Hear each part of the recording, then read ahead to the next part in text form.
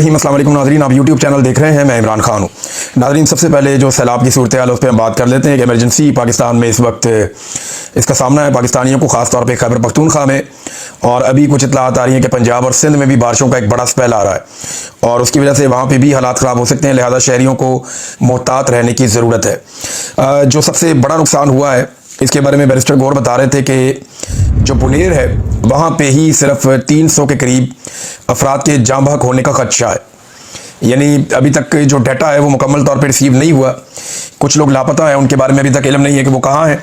लेकिन ये इतना खौफनाक सैलाब था कि एक पूरा गांव सफ़ा हस्ती से मिट गया है, एक पूरे गांव का वजूद ख़त्म हो गया है। और अब तक की इतला के मुताबिक 28 बच्चे और 74 खवातीन शहीद हो चुके हैं और बड़ी मखदूश सूरत हाल है। पाकिस्तान के तमाम इदारे जो हैं वो इसके अंदर भरपूर तरीके से हिस्सा लें, ये बहुत ज़रूरी है। तमाम गवर्नमेंट्स जो है वो अपने मसाइल को बरूए कार लाएँ और लोगों को रिलीफ दें। फौरी तौर पे खैमे मुहैया किए जाने चाहिए, खाने का सामान मुहैया किया जाना चाहिए। देखिए, ये एक मखसूस इलाकों के अंदर फ्लड्स आए हैं, ये उतने बड़े पैमाने पर नहीं है जिस तरह 2022 में आया था। लिहाजा हुकूमत के पास इतने वसाइल हैं कि हुकूमत फौरी तौर पे इन लोगों को एडजस्ट कर सके, इन लोगों की मदद कर सके। अब जो वज़ीर आला खैबर पख्तूनख्वा ने ऐलान किया, उन्होंने ये कहा कि 100% नुकसान हम लोगों का पूरा करेंगे। ये बहुत बड़ा ऐलान है। देखिए, लोगों की मुर्गियाँ, बकरियाँ, जानवर, दरख्त, फसलें, चारा, घर, सामान, सारा कुछ बह गया है। यहाँ पे 100% नुकसान पूरा करने का मतलब है कि हुकूमत को बहुत सारा काम करना होगा और एक बड़ा डाटा भी उन्हें बनाना पड़ेगा कि किसका कितना नुकसान हुआ।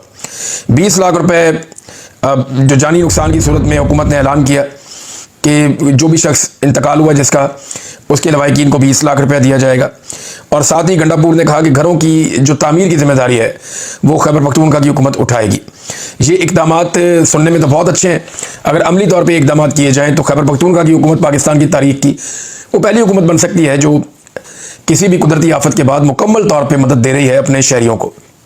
वरना इससे पहले शहरियों के नाम पे पैसा इकट्ठा किया जाता है, दुनिया भर से लिया जाता है, लोगों से भी फंड इकट्ठे किए जाते हैं और उस पैसे को इधर उधर कर दिया जाता है। यानी ब्यूरोक्रेट, सियासतदान, बाकी लोग मिलकर वो पैसा खा जाते हैं और शहरियों को कुछ नहीं मिलता। माजी में तो हमने ये देखा है, लेकिन इस मरतबा अगर सूरत हाल मुख्तलिफ हो तो ये बड़ी अच्छी बात है।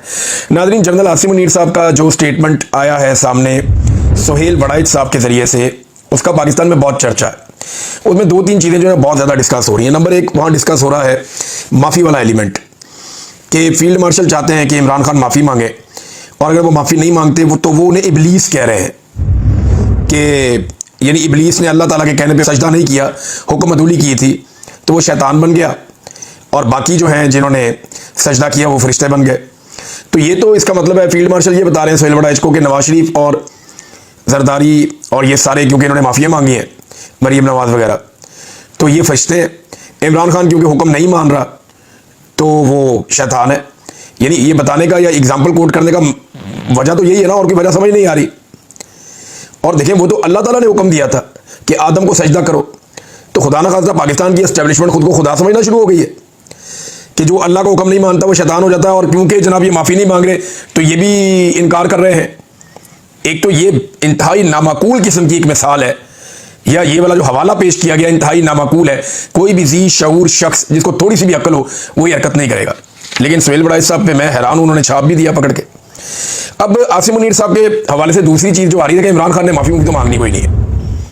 इमरान खान ने आसिम मुनीर साहब का ये जो पूरा कॉलम आया ना सुहेल वड़ाइच साहब के ज़रिए से, जो 5-6 मेन चीज़ें आसिम मुनीर साहब ने बताई हैं, इनका जवाब इमरान खान साहब ने गुज़िश्ता 2 महीनों में दिया। यानी इमरान खान जो है वो इनसे तो बहुत आगे की चीज़ है।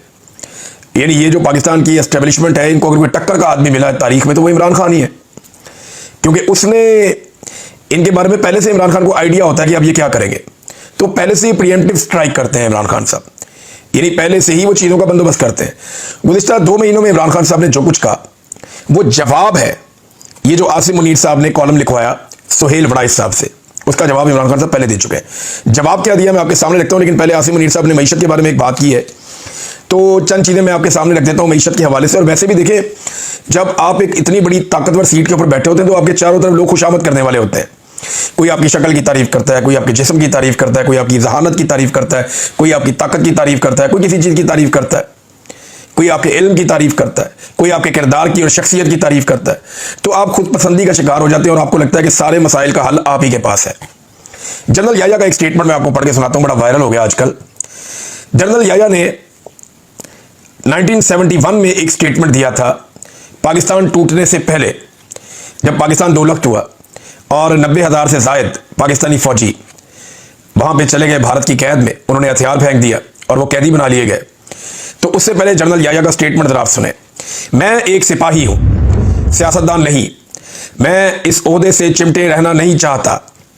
जिस लम्हे मुझे महसूस हुआ कि मैं अपने लोगों से कट गया हूं, मुझे मुस्ताफी हो जाना चाहिए।